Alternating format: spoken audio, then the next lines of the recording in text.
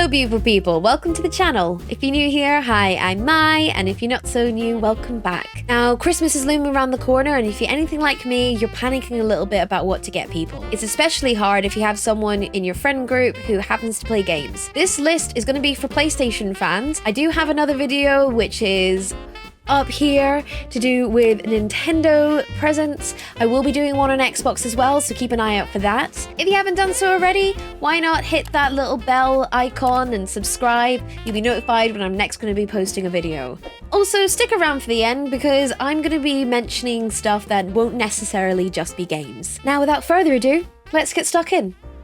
Horizon Zero Dawn is one of the few games I've pre-ordered, and that was even before it even had a release date yet. All I can say is that this game does not disappoint. This action RPG is set in a distant future where technology as we know today is completely lost, until young Aloy finds a piece of tech called the Focus. This helps her track the machines and help her along her journey. The sprawling land is overrun by primitive tribes and hostile machines. You play as Aloy, a tribe outcast, a huntress, if you will, who is set on uncovering her past and taking down corrupt machines along the way. This open world game scratched my itch after playing the Tomb Raider reboot, and is perfect for anyone who is also a fan of games such as Fallout. You can craft on the fly, play out dialogue options, upgrade your gear, and explore. Its sequel, Horizon Forbidden West, was released earlier this year, and is a great match for anyone wanting to dip their toes into the series. Marvel's Spider-Man is without a doubt a really fun game. You play as your friendly neighborhood Spider-Man himself, swinging from web to web, beating up thugs, and generally stopping crimes. Now, I'm sure everyone in their grand knows the story of Spider-Man, but I'll make it quick, so here goes. Peter Parker was bit by a radioactive spider, and he gains superhuman Spidey powers and fights crimes. That's the basics. In this story, however, you meet some of the crime lords from the comics, but the game purely revolves around the superhuman crime lord called Mr. Negative. Your aim is to stop him from releasing a deadly virus across New York City, alongside fighting other minor crime lords from time to time. This game is very reminiscent of the PS2 Spider-Man game, where it allows you to free roam around the city, complete side missions, and even take selfies. This is perfect for Marvel or superhero fans, those who love open world action games, and in my opinion, the Batman Arkham video games. In general, whenever I'm playing the game, I can get lost for hours just swinging from web to web, playing about with the different types of suits, trying to create a massive combo whenever I'm fighting thugs, and jumping off the tallest building in the game and seeing how long I can drop until I chicken out.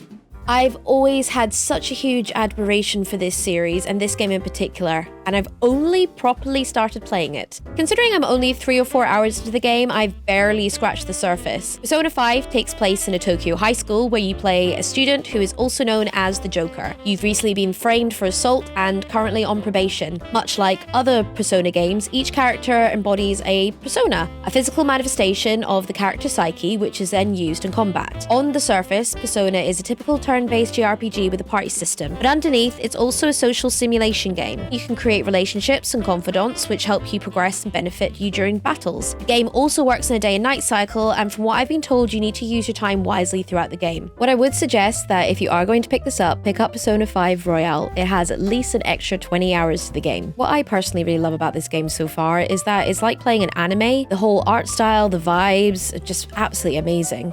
Red Dead Redemption 2 is absolutely cracking. I've realised that this is yet another open world game that I've added to this list, but trust me, it's certainly worth it. This is the prequel to Rockstar's 2010 game Red Dead Redemption. You play as Arthur Morgan, a member of the famous Van der Linde gang, and your gang is on the run after a failed heist, and you must fight to make enough money to escape the dreaded law and retire. Throughout the game, you set up camps across the large map and take up odd jobs to keep morale and money up, all the while trying to avoid the Pinkerton Detective Agency and rival gangs. Most people talk about Grand Theft Auto being better, but in my opinion, I think Red Dead 2 is far superior. The story is well written, the combat is fun, and I also enjoy trying to make Arthur's hair and beard grow super long. I would personally choose this over GTA any day.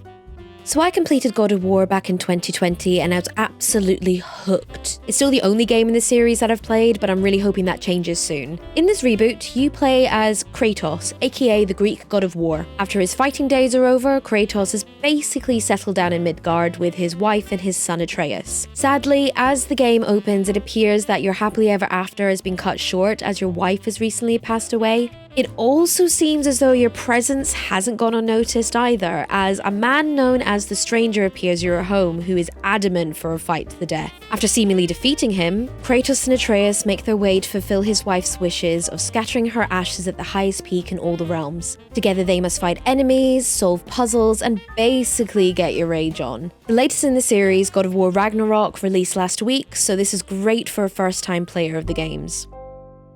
Now, say they already have all these games on the list. Well, why not get them a tacky PlayStation Christmas jumper? A new controller is always a must as well, maybe in a new colour. And also if they're a retro fan, the PlayStation Classic is also a good shout. I mean, look at it. It's so small, it's so cute, it's got little games in it. You can also get them PlayStation vouchers or even a PlayStation Plus membership. I also mentioned in my previous video that just because it's Christmas doesn't mean that you have to spend all your pennies. There are several websites where you can get secondhand games. There's also some sales on and bundles, but just make sure that you stay safe and you don't get scammed this Christmas.